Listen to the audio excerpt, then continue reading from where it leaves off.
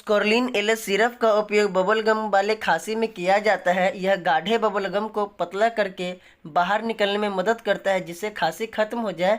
इसके केमिकल को जाने तो एम्ब्रोक्सल 30 mg, लिवोसाल्बुटामोल 1 mg, गैफनिजन 50 mg होता है। कुछ एलर्जी में भी यह सिरप काम करती है, जैसे आँख से पानी आना, नाक से पानी आना, छींक आना, नाक बहना और गले में जलन को भी राहत देता है। इसका मार्केटिंग ग्लेनमार्क करती है और यह सिर्फ 118 रुपये में मेडिकल स्टोर पे आसानी से उपलब्ध मिलेगा।